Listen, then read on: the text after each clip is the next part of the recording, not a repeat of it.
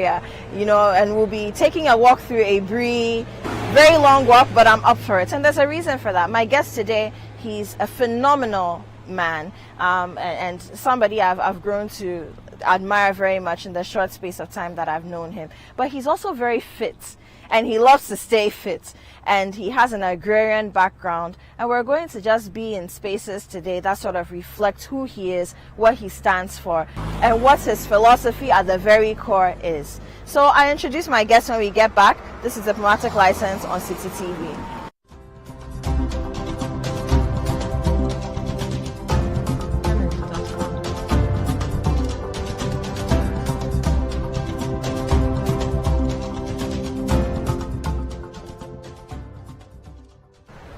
Welcome back. You're still watching Diplomatic License on Citi TV, and I did tell you that I have a very interesting and phenomenal guest with me today. His name is His Excellency Elifas Mugende Barine. He is the High Commissioner of Kenya to Ghana. Hello. Hello, and thank you very much. This is a great privilege for me. Thank you for bringing me here. Ah, lovely. So how have you been, in these COVID times? And viewers, do forgive me, I've taken my mask off because I've been walking for a while and I was beginning to struggle to breathe. Yes, this COVID has changed everything that we ever know. I wish I should be able to take my mask off so that I can be able to take a breath and walk around better. Maybe with your permission, I think I should be able to. Go ahead. Thank you very much. Just try to keep the distance. Thank you very much. This is a good course. It's a really good, nice place. Yes. The weather is lovely. It is. It's beautiful. So, Your Excellency, tell me, for the longest time, growing up, I never saw a consulate or a high commission or an embassy of Kenya in Ghana. So when did the High Commission open? Well, I must say a lot of people feel like they're coming in late. Okay. We just joined the diplomatic community in Ghana on a resident basis from January 2020. Oh, then welcome. Thanit you very much. So it has been exciting. We are very happy that we have very well received. We have very many good friends from Ghana. And Ghana to us is a family and home. Of course. Yeah. And how has it been so far? Because, you came in January, and then in March, the whole COVID pandemic hit. What has that been like? Difficult, I imagine. Certainly it has been difficult. We have missed a couple of milestones that we had put in place. We are hoping that we should be able to regain that within the course of time. Nobody had ever expected that we will be in this space at this particular time. You can see everybody is jogging. Yes. Lovely. So these hills are noted for that. This is exciting. Especially on Saturday mornings. You see entire Keep Fit clubs come out here and really work it out. So, we had big plans. Those plans are still there. As I said, we have missed one or two milestones, but we are happy that the situation is improving. I want to thank the government of Ghana for the work that it has done to actually manage the pandemic phenomenon. And I can see from the leadership all the way, everybody is really working towards to bring this to surmountable levels. And we are hoping that within the course of time, we should be able to overcome this pandemic. Of course. Yes. Of course. Yeah. So I want us to have more of the conversation about you growing up when we get to the farm. Yes. Because I know that you're a farmer at heart. That's where home is for you. And I think being in that space will bring the memories back. But before we get into that, do you have family? Are they here with you? How are they coping with the COVID as well? Yes, I'm one of the lucky ones because when I came in advance and my family was able to join me end of January. So luckily we are all here now. I have 3 children. Oh, how old are they? Well, I cut across generations. The first one is 25. She is not here. What? Yes, the first one is 25 years. The second is 15. And the third is 8. So we're all here. No, but Your Excellency, forgive me, but you look like you could be in your 30s. No, unfortunately, Yeah, I have been around for some time. Yeah. I I've see been what, around for some time. working out and going Yes, up and down yes, hills yes. does for you. Yes. Are you an athlete? Have you ever been? Because I know Kenya is known for athletics, and from what I'm told, I mean, correct me if I'm wrong. Yes. Right from the time you're young, you're actually trained to understand the importance of fitness and taking care of your body Yes. and your mind. So I think extracurriculum is given a lot of attention in our schools, right from primary education to secondary education. Not everybody has become an elite athlete, as you might know. I know everywhere you go as a Kenyan, of course, you say you are Kenyan, everybody expects you to be a marathoner. Yes. It is not necessarily the case, but I think we get a lot of motivation from our heroes. We consider them very good heroes. So I have done a number of things during my, primary, secondary, the usual short distance running, a little bit of all those sports, played games, conventional ones, the volleyball, the football, I have done that. Enjoying playing badminton to this date. And jogging has now become probably a passion in a way, because under the environment we are in, unless you really be able to tell your body that you are still here and you need to really keep fit, you can get almost miserable. Then I'm holding you back, because if you jog, yes, we're walking. I'm really holding you back. I enjoy jogging. I do it probably every day, if not every day, every other day. So in Ghana, where do you usually jog? Ghana, I mean, of city course, Accra, before city of COVID Accra. came. No, even to date. Okay. The city of Accra provides very good opportunity for walkways. There are very many streets that you can walk easily and freely. They are very well paved and with cabro. That's true. So I'm able to do that, and of course in the evenings, not too late.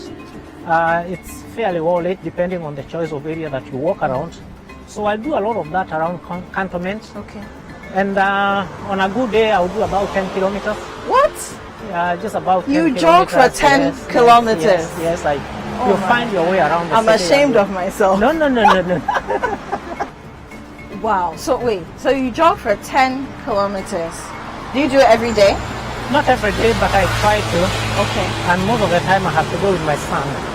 So when we want to do a little bit paced jogging, so he takes his bike. Okay, so how old is your son? He's 7. Okay, so your son is 8. So your son is the youngest. Is the youngest. Okay, yes. but apart from jogging, what other Yes. sports do you do?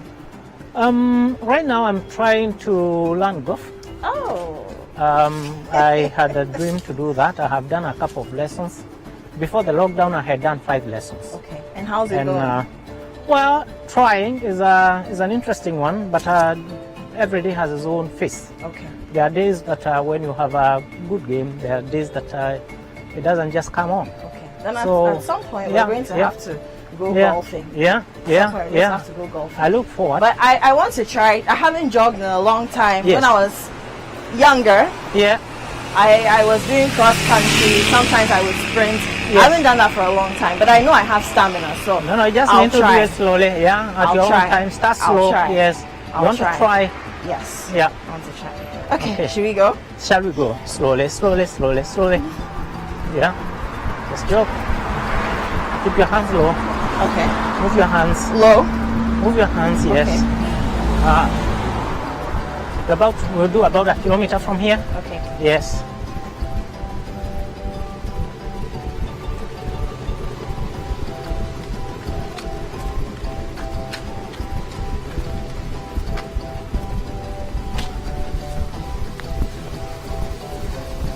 You're doing very well. Thank you. Very well. Very well.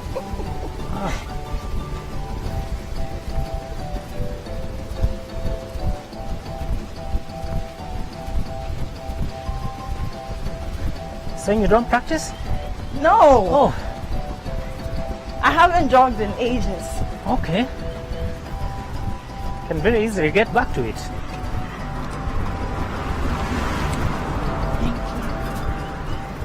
Maybe I should start jogging with you. Yeah.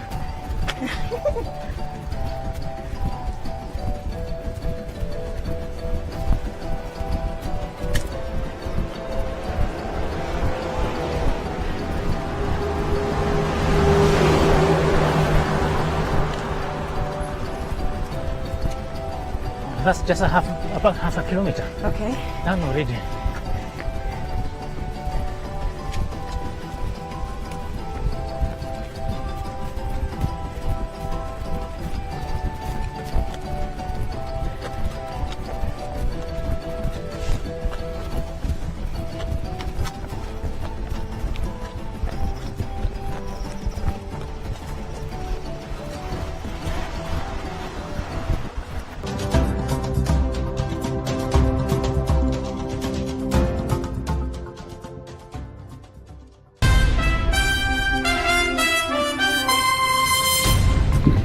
comprehensive news. The Citi Newsroom at 8 p.m. on Citi TV is your most engaging news bulletin on TV. It's a very that's too bad.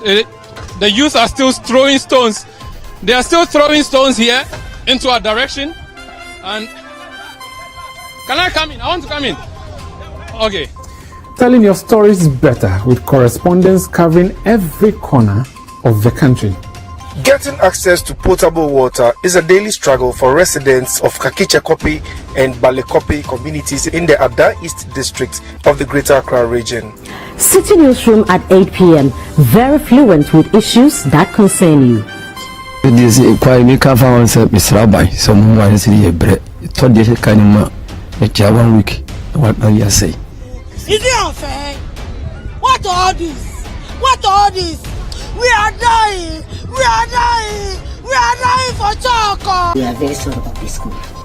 If we went and see the children, they are so small, even my grandchildren are there, my grandsons are there. If they come out from the school, how will this? Every day at 8 p.m., Citi Newsroom is live on Citi TV.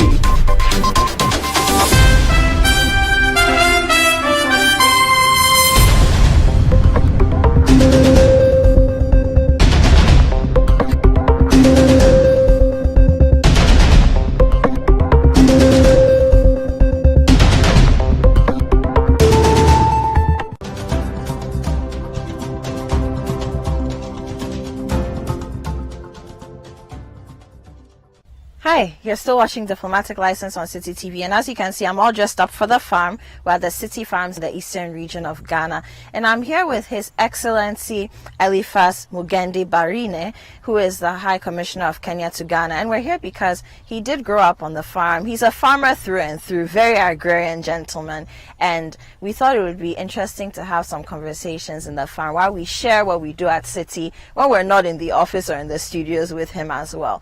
Reminds me of my village. Yes. Grew up in the village. Yeah.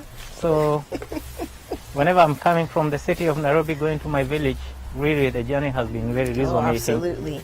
It looks the same everywhere in the continent. The roads are the same. The people I've seen along the road, I like my people. Just everything that I see. The markets are the same, and this is gorgeous. Thank you. So I'm amazed that a media company has decided to diversify into agriculture. It's amazing. I think it is important, and I think it speaks very well to your policies. Thank you very on, much. Food, going for food and jobs, and at the same time, of course, having to deal with matters of food security. I think this is fundamental, and each one of us has a role to play in order to feed our people and population. And I agree with you. So what happened was somewhere in, I believe, November 2019 or so, our CEO, Samuel Mensa, declared himself as the ambassador for eating made in Ghana rice. Wow. And a lot of people thought it was a joke. But, I mean, it was coming from a place of, even in-house, within Citi, a lot of us were already eating made in Ghana rice, trying to wear made in Ghana things. And the difficulties in working with made in Africa products in general. Yeah. But we're trying to walk the walk and talk the talk, because really we are constantly making noise, trying to get the government to support local producers, especially farmers and agriculturalists. So he made this declaration that he's the ambassador for made in Ghana rice, and people thought it was a joke. Now we started putting together conferences where we got established agriculturalists, not even just within Ghana, but elsewhere to come. People came, they taught them how to start farms if they wanted to, how to raise funding, how to acquire land, what varieties of food or crops or animals would be better to begin to start with if you're now going into farming. And eventually he said, you know what, let's invest in a farm. So we're there one day and he says, oh, you know what, I've acquired the land for the Citi Farms. Wonderful. And this is where we champions. We need champions. And every Ghanaian seeing an investor like that one going into agriculture and eating the food from the farm. Yes, definitely. I think will convince every Ghanaian that it is important, it is good that we grow our own crops that we can, food that we can trust, food crops that are grown within our environment that will support, including the whole chain value, including the people that work in the farms. Absolutely. I know, of course, there has been challenge on matters, standards and matters of quality. I don't believe in that myself because food is food, and actually food that has been grown outside of all these other sometimes under circumstances and environment that you are not too sure about. It is food that has been grown that in an indigenous environment, toxic free, and I believe we don't use a lot of fertilizers and GMOs in all these kind of things. And that is how we can now build on what we call the food security of our own people and a sustainable manner. Right. So I'm very impressed that he has decided to invest in this and convincing everybody that yes, we have our own and we should trust on what we are able to produce and invest in that. Definitely, definitely. So, Your Excellency, I want us to talk a little bit about how you grew up, because we're here at the farm, and I mean, when we met with you, my producer and I, about a week ago or so, we were very moved by how connected you are to the agricultural space. It's very common to find people who grew up in rural areas who just forget about their roots. But for you, it's the first thing you talk about when you talk about yourself. Yes.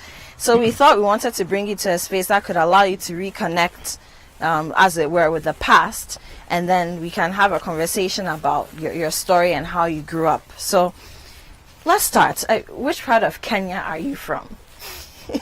Thank you very much. If you came to my village, you'll see a lot of similarities with what I'm saying here. I come from a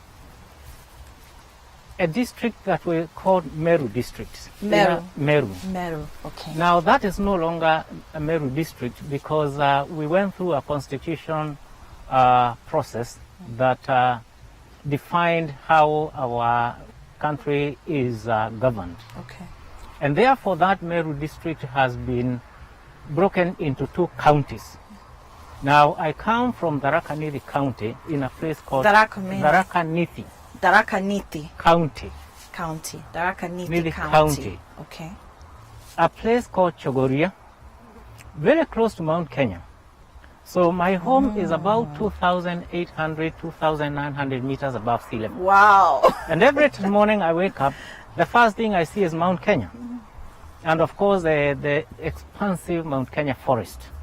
That is where I grew up, born in that village, went to schools in the village, and we grew up in a farming community. Of course, the food crops are the same in terms of maize, cassava, yams, but we have cash crop that coffee was doing very well during our days and time. We are trying to revive the industry. We have tea. So I have. Of course, anyone who knows anything about Kenya knows that Kenyan tea is one of the. I mean, you have some of the best varieties in the world. Yes. Right. So I grew up picking tea, coffee farm, but also a little bit of dairy.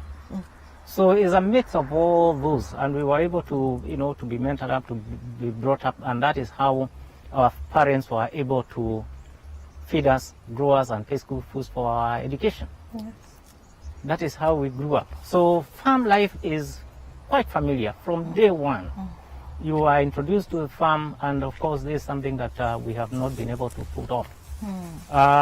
Having grown up in the village, gone to the local primary school, Makori. Local primary school. Okay, local primary school. The local primary school, Makori Primary School, from nursery school to class 7.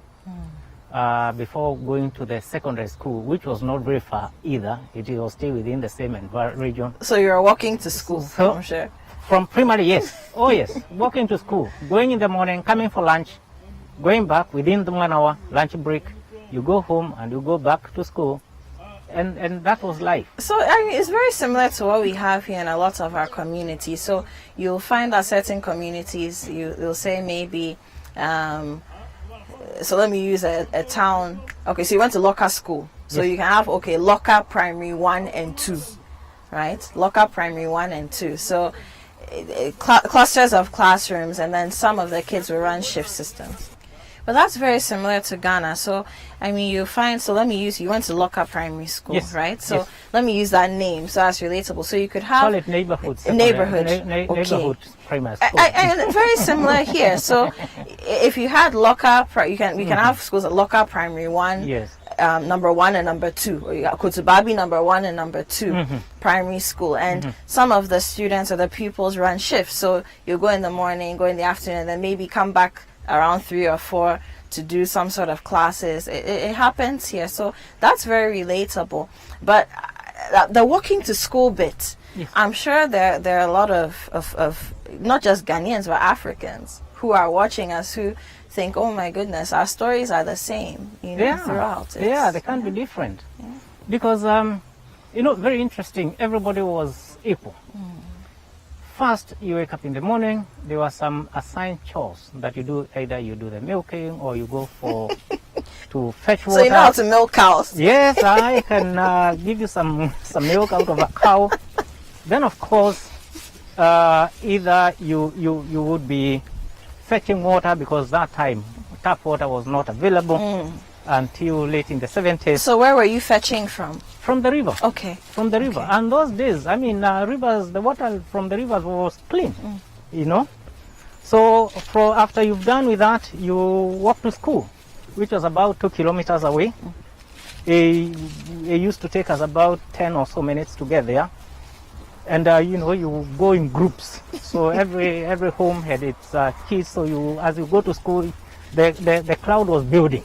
By the time you get to school, you have half of class coming with yourself. Oh, that's interesting. Okay, so maybe for example, yes, you and I will start. We're from one home. Exactly. We're walking to school. Yes. Then as we go, we meet 3 siblings, 6. So it's very interesting. Beautiful. The same thing. So, it strengthens the bond, and people would work together. People made friends, and it was very, very enjoyable. Yeah. You get to school, the usual assembly.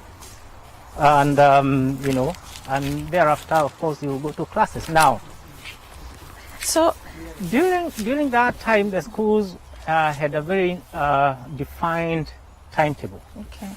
From class 1 to class 3, the school went up to 4:30. Okay.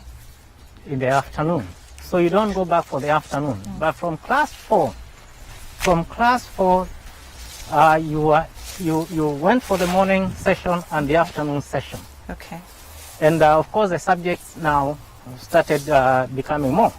Because class 1, 2, and 3, you only did 3 subjects. Yeah. You did the language, which was vernacular. Oh, interesting. Yes, vernacular, yes. Vernacular. And this is in which year? From class so about the 60s? Class 1, 2, and 3. Okay, but so in the 60s, this is the 60s or the 70s? The 70s. The 70s, yes. Interesting. So you have to learn vernacular. That was the language. Vernacular, right, yes. And so in your case, that would have been Swahili? No. Swahili is a national language. I have my Kimero. I see. Yeah. Interesting. Yeah. So every region had its own language. Interesting. So you taught kids to speak, to write in their vernacular. Before, of course, there was also English was taught and mathematics. Of course, other things was storytelling and a bit of songs and everything else that goes around that. But what was the foundation? That we had English. Kiswahili was actually taught from class 4. So basically, you're looking at literacy, and literacy in the vernacular, and then in the foreign language, which as a second language. And then you're looking at numeracy. Yes. That is very interesting. Yeah, that was the foundation. Then from class 4, you had Kiswahili, you had science, you had geography and history, and whatever else that was taught at that particular time. So the subject was very clearly defined. Nowadays, the vernacular is not really taught, but we are coming back to it.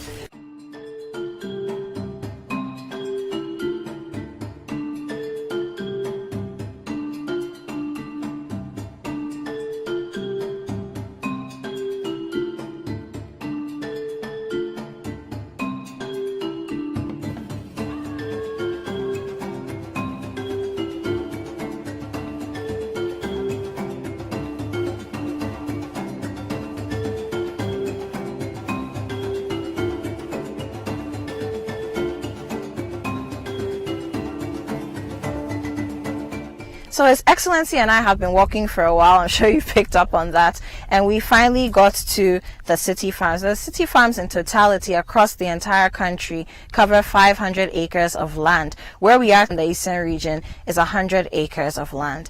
And out of that 100, we've used 20 acres to cultivate maize and 10 acres to do chili peppers. We're also in the process of testing cabbage, tomatoes, bell peppers, cucumbers again, I think. But obviously, we're really walking the talk. We did tell you that when it comes to agriculture, Citi is it, and we are doing that. And I've brought His Excellency, the High Commissioner of Kenya to Ghana here today because he grew up, on farms. He milked cows. He did so many interesting things. He's a farmer at heart, and we really wanted to give him an experience of what a Ghanaian farm looks like so that he can tell you his story while he's inspired by what's around him. But right now, so at the Citi farms, the farm was cleared, of course, so that we could make way for the maize and all the other things that we're doing here. And some of the things that were on the land before included palm trees. And so you see here, as a byproduct of what has been cut down, we have a palm tree here, but it's not dead. It's breathing and it's giving us some palm wine. So for those of you who've never seen what palm wine tapping looks like, this is a good opportunity to do that. We drill the middle here. Right. We actually pick it with a hand pick. Just a chisel like that. Create the hole, burn it, and then it actually goes all the way through. Now if you look underneath here, you may have to bend down a bit. Yeah, right here. Yeah. So piping. When you put your hand on it, you can feel it. It's like a straw. A straw. Yeah, that's a little bamboo that we put in there to direct the juice out into the bottle. So this gives you little drips. And you cover it to avoid contamination. Basically, but then once that's done, so this is about 10 days old, and you get we've had about 2 gallons of this already. The older the plant is, or the older the tree is, the more juice obviously you can get. And you can leave it for as long as you want, and it will just keep giving you the juice. Eventually the plant itself will begin to die. Then you know that you're done. But you can see it's still practically green. Very green. Even though it's been cut, it's still feeding off the soil from there. So it's still practically green over there. Means the plant is not dead. If you put it up, it can regrow. So to keep giving you, it's still absorbing nutrients from the soil. Therefore, to keep giving you some juice until a couple of months, then it can be done. Is this soil waterlogged? No, not at all. It's waterlogged on that side, but not over here. So here it's really just picking the nutrients. Just picking the nutrients. From here. And at this stage, the plant doesn't really need to fight for much. So sounds good. And then there's some more already. These are the also. So you realize that the base of it is covered. Yes. Yeah, to help it still act as though it's still planted. So that's why all the bases are covered over there, so that it doesn't. The sun doesn't dry it. The roots over there, so just to retain moisture. These are all the same processes. But unfortunately, we have to move them very soon so that we can make way for what we actually came here to do. Okay. No, what I mean, but it's brilliant. At least make use of it while you have it. It's organic. Is that medicinal, by the way? Pardon? Medicinal or something? There are medicinal aspects to it, but palm wine itself, the non-alcoholic. Yes. It does after fermentation doesn't turn into alcoholic or something? It does after it ferments. After it ferments, you can brew it into other types of alcohol. Our local apetecia. I see. Okay. But for the time being. For the time being, but if you leave it in your house, after about a week, 2 weeks, it becomes a little bit. Sometimes even 3 days. Exactly. It's a little bit of a present. Yes. You can have a party. But in its pure form, it's actually a great laxative. So if you drink too much of it, you get carried away. It acts like a green juice, and it makes sense, right? Because it's coming directly from the plants, from the sap of the plant. So, brilliant. The mango tree we cut, we burnt it for sale to be used as charcoal. So basically what we try to do is everything that we're getting rid of, we don't just get throw it away, we try to recycle it to make it into something else before we actually do something. Sustainable agriculture. So welcome to the Citi Farms, well, 100 acres of it. Wonderful. This is good. It is. It is. And very fresh. In these parts, the farm manager tells me we grow a lot of perennials. Yeah. Yes. And the reason is very simple. Asajafo Dr. Kwame Nkrumah, who I'm sure you're a huge fan of. Yes. Pan-Africanist you are. Oh, he's the founding father of the African Union. There you go. Yeah. So Big vision definitely. for the continent, for the people of Ghana. So we call these the state lands, and in his time, his dream was that, and he actually started it, it was a standing policy and it was working, that if you needed land to grow food and feed yourself, then you could come for the land. You don't pay, but it works like a leasehold in a way, but you don't pay for it. I see. And you farm, you eat, you feed your family.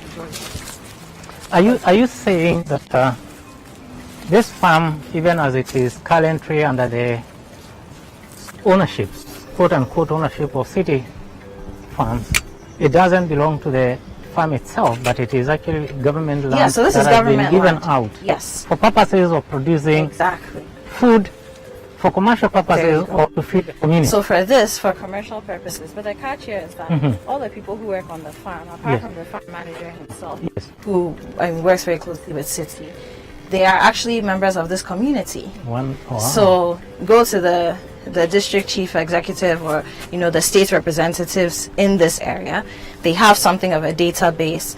Okay, there are these laborers, they don't have work at the moment. You pay them a monthly salary, whatever the agreement is. If you have issues with them, you come back to us as the employment agency, and then we swap them out for you. Otherwise, you're fine, you're good to go. You can grow what you need to grow. If you make profit, our percentage is there. Wonderful. Yeah. So in this case, I'm very surprised, actually pleasantly surprised, that at the end of the tenure period, the land reverts back to the government. Yes. If, for example, Citi Farms decides that are no longer interested to continue this land goes back to government, and any citizen of this country can actually present a plan or proposal to the government, and is allocated land to do the farming. Precisely. Absolutely. Precisely. And of course, this concept, like I said, instituted by Asajafo Dr. Kwame Nkrumah, the great. Wow. You can't call him the great enough, Wonderful. right? Wonderful. But was revived under the Planting for Food and Jobs policy of the current government. Yeah. So they've revisited that structure, that blueprint, and tried to make a workable plan for the present. Very impressive. Very impressive. Because in other societies, depending on the land tenure system, you find sometimes there's individuals owning huge tracts of land. Sometimes that is not in use, and you have people also who are looking for. And we have that happening here too. I mean, there are certain parts of the country, even within this region. Yes. You're driving for minutes upon minutes upon minutes, and the land belongs to one person or one family, and it's sitting idle.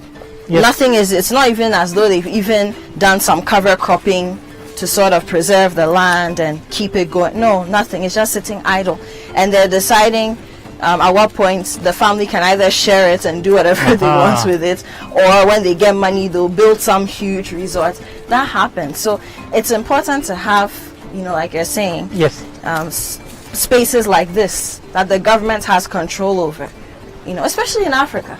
We need this. We need Especially that. in Africa. Yeah, we need a lot of this. I'm happy. And would anybody probably, how expansive is government land that was reserved for that purpose? Because I believe it's the same thing like in our case, whereby you say it's either a game reserve or a forest reserve that the government has set aside, but this is commercial or this is farmland for purposes of farming. How big could that be? Well, I have to check that. Yeah. I don't know what the figures look like. I'll have to check. But I think. But there are a lot. It's a lot. So these are actually called estate lands. Very good. Very good.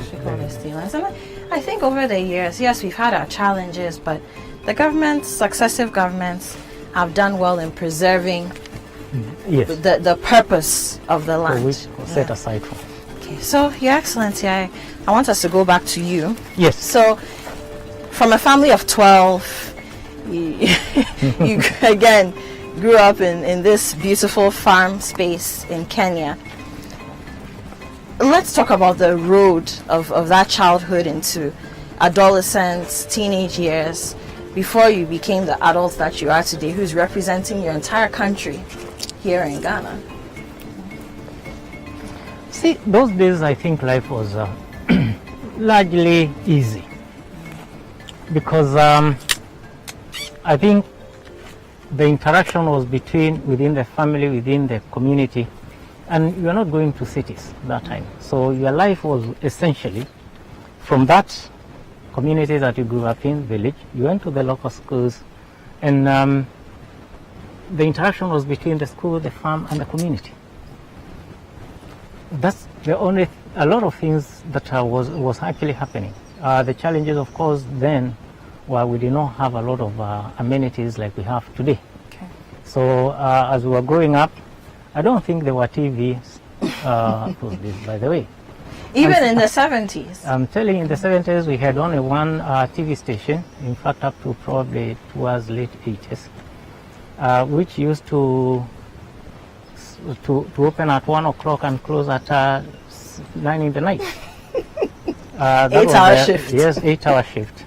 But I can tell you, if I remember too well, up to 1975, that's the first time we had that TV, black and white. And it was found in only one market within my neighborhood, which was far off. And of course, as children will not be allowed to go. But of course, there used to be factory film. If you recall, the only thing, and we used to go around markets once in a month. So we had a government department that had a van that would move from one market to the next, and it will repeatedly do that every month to bring film closer to the communities. So it only used to be there once a month, and we all look forward to do that. Of course, in other matters is the usual. You go for weeding when it is weeding. You do the picking of coffee. Of course, you have to carry quite a sizable load of coffee from the farm to the factory, where you go for selection, you go the weighing, then of course it's processed into cherry, and so on and so forth. And when you say carry, were you carrying them with your bare strength, or you had trolleys that you were pulling, or no, you put it on your back, or your head for that matter, or on your shoulders. You know, a lot of us, and actually you take some container size that would probably 20 kilos of coffee, and you do some 2 kilometers or 3 to the factory. But that was what was happening with every other person around that. So it was normal. So it was completely normal. Today that could be defined as child labor, if you want to call it, but I can tell you, I think it was mentorship, it was training, it was getting prepared for the future. And I agree with you. It's so, assuming your parents owned a big supermarket, and every holiday or vacation, white collar. Yes. Yeah, so what makes it different? If my parents are farmers, tilling the land is what is literally feeding us, and then also feeding us in the sense that our livelihood, going to school, the clothes we wear, all that is catered for with that. And during the vacation or your free time, you have to do some hoeing or use a cutlass. So some of these conversations, I understand that the international world may mean well, but there are cultural nuances, and again, as Africans, if we are telling our stories the way we should, then maybe people would understand some of these things better, right? What were the virtues then?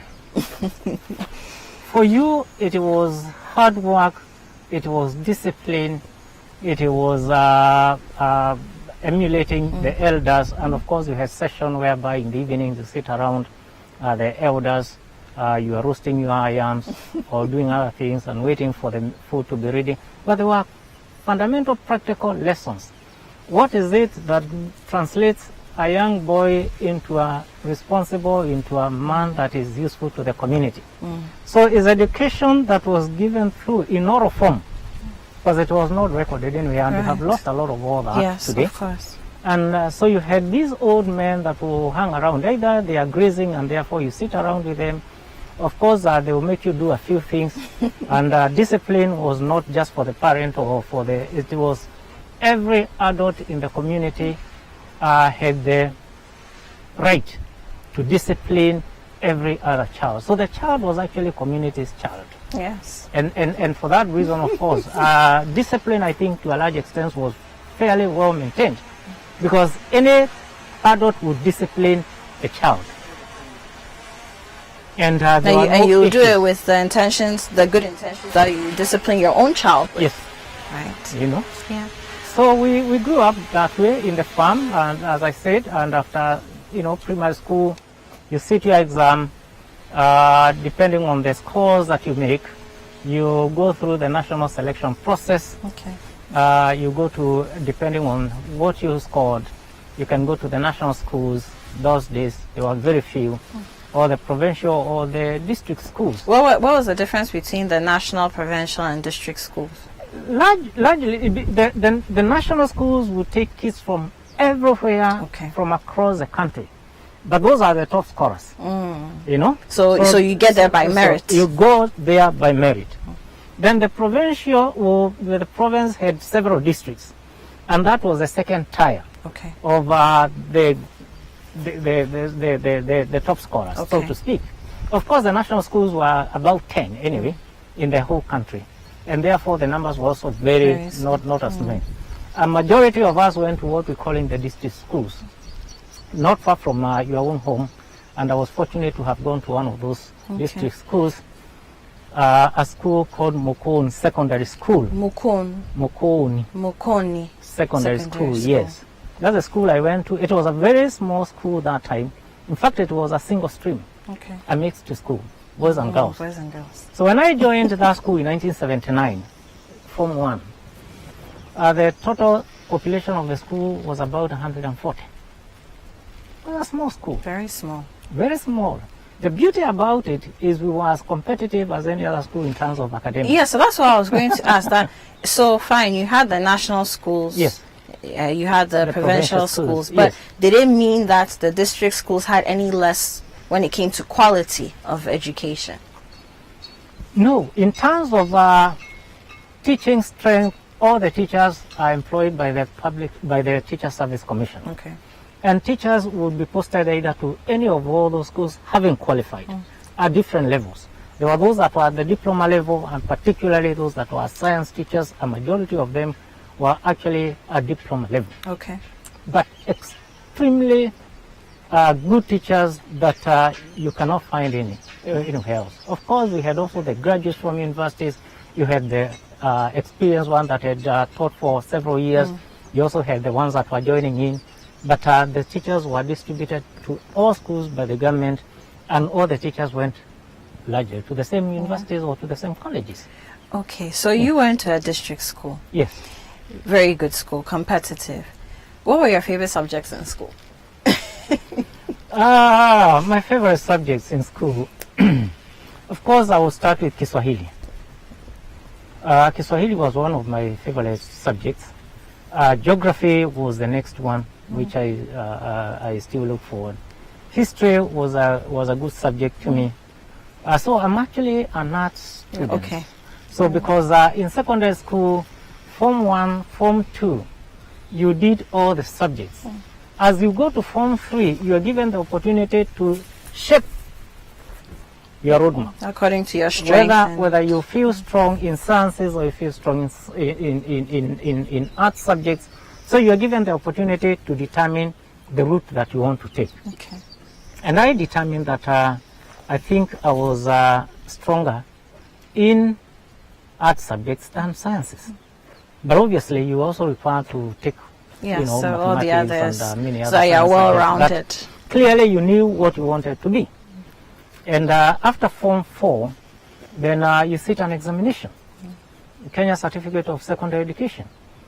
And thereafter, you can either qualify to go to what we call the senior school, which was the advanced school, A levels, for 2 years. Okay. or you can actually join other institutions, either as a, the teaching or nursing. Okay, so or now any other. professional. So now you are being prepared, and you only did 3 subjects. 3 subjects that are very, very rigorous. And thereafter, of course, university, we had only one university that time, National University, Okay. the University of Nairobi. The other universities were constituent colleges. We had a few private universities, but they were not really as advanced as we know them today. Okay. So the total strength intake of university during my time was 2,700. The entire country? The entire country. So you had to be competitive. Wow. And I remember my year in A-level, we had over 30,000 students that sat for their advanced education. So out of 30,000, the university had only the choice of less than 3,000. Yeah. So wow. So from every 10, there was a vacancy for only one candidate. Exactly. Yeah. There was only one vacancy for one candidate, and therefore it was very, very competitive. But yeah, we're glad that we were able to be fortunate to be part of that team, and here we are. Okay, so yeah. From A levels, yes, as an art student, yes. Which university did you go to? University of Nairobi? I went to the University of Nairobi. As I said, at the time, we had only one really university that in the country, the National University. If you did not qualify for government, for admission to the University of Nairobi, Kenyatta University was a constituent college of the University of Nairobi. Okay. So really, the admission was limited to that. Yeah. If you didn't qualify or did not get the mark for the university, National University, then you probably could join. Sorry. Yeah. Then you could join the private university. Okay. And there weren't very many. I think there were 3 in number. And this, at this point, this is the early 80s, or sometime in the 80s. No, yes, that was mid 80s. I joined the university in 1986 and completed in 1989. Okay. Yeah. So what did you study at the university? I had dreams. But somewhere along the way, I changed course. Okay. When I went to the university, what were your dreams?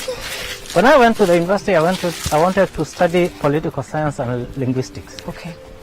Because I wanted to join the diplomacy, so to speak. So when I went in, so you knew right then that you wanted to do diplomacy? I wanted to do diplomacy. Even as a young man? Even as I joined the university. So when I joined university first year, I enrolled for political science, which at that time we were calling government. Okay. Because of political issues at the time. Yeah. The Department of Political Science was scrapped, and it was renamed government. So that people don't attach. Because of the agitation at the time, you know what it was. When you hear the word politics, so then political science and of course, student agitation. So we moved away from that. So it was government. So I enrolled for government. I also enrolled for foreign language because I knew for me to join diplomacy, I had to have a foreign language. So I enrolled for Arabic, to study Arabic. And of course, the other one was available, which I knew I would not continue so much with. It was religious studies. But after my first exam in Arabic, I didn't do too well. Okay. And I had to organize with myself and ask myself, do I actually want to continue this? And is there a possibility that there are likelihood that I may not do too well in the language? And I came to the decision that I think I need to pursue something else. So I dropped all those subjects altogether and went for anthropology. Anthropology? Yes. Okay. So that was a new subject at the university. It was just introduced that year. So there was that department of anthropology that was introduced. I went and looked at what the course looked like. And I told myself, you know what, working with the communities and looked interesting, and the subjects really related to your interaction, because anthropology is really the study of man in a social and physical environment. Yeah. So you needed to understand the totality of man. So I still could see myself even playing a role at the international arena in terms of engagement with the community at some point. So that is what I studied for my first, second, and third year. Okay. So I'm a student of anthropology, and I'm a graduate of anthropology. And an accomplished one. Okay, so Yes. so let's move past university days. And during your studies of anthropology, Yes. and you clearly had an agenda. You wanted to do diplomacy. What was the next step? So you graduated successfully with that Yes. degree in anthropology. Yes. What was the next step? You know, the next was actually, the time were different because it was clear once you are done with your university education, there was employment. So the Public Service Commission, which is the employing agency of government, Okay. would announce vacancies for various, there was this opportunity within government to apply for jobs. And actually it was not too difficult that time because also the numbers were not as many as we have them today. So when I sat for the interviews, I was successful. But guess what? I got a letter of recruitment as an administrative officer. Administrative officer then was what we call the field officers, government field officers. As a district officer. Very popular then. Yes. Then, so we had the options. All of us were administrative officers. And we were administered under the same scheme of service.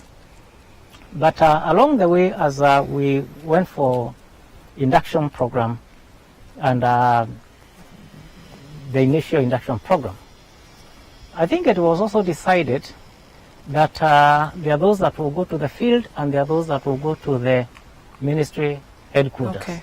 Okay. I was one of those that it was determined, not because there was any choice or any criteria, but it was decided. Although, of course, the person who was speaking to us at that time was saying part of it is actually your body size would matter, because if you go to the field, you find chiefs, not the chiefs in the context of Ghana, but you find chiefs who are much older, old men and women for that matter. And the question is, how will you be able to interact with these and give them, and will they respect Yes. A smallish this body size? So part of that actually played a role, and we were told, if your body size is not very, you may not really, because we want to send somebody who has some image, yeah. So somehow I was fortunate because I was deployed at the Ministry of Foreign Affairs. So you. So I that went means around you preferred to be in the ministry. Yes. No, there was no preference. It was not a choice. You actually, it was decided that since you are about 100 of yourselves, 50 or 60 will go to the field, the rest will be distributed. No, but I mean, but if you had the choice, you'd have chosen to be at the ministry. Exactly. So things worked in your favor. favor. Worked, yes. I went around the circle, but eventually I must thank God that I ended up there. Okay. Yeah. I mean, so much. And we'll talk a little bit more about your journey and what that meant for you and everything in between. We'll talk a little bit more about that. So viewers, let's take a quick break. You're still watching Diplomatic License on Citi TV. I'm speaking to His Excellency, the High Commissioner of Kenya to Ghana. I mean, very interesting gentleman. He's an anthropologist, and so I should be careful what I do and say because he's studying my every move. They're like psychologists, We'll be right back.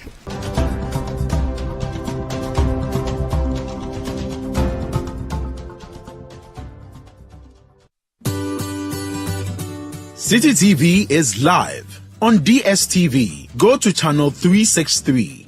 On GoTV, access Citi TV on channel 182. On a digital TV, please press the menu button on the remote control and run a new search on your TV. Take note that without an antenna, you cannot access Citi TV on your television. Citi TV can be accessed on a free-to-air digital box like the Go TV and Star Times box. Citi TV, it's your world.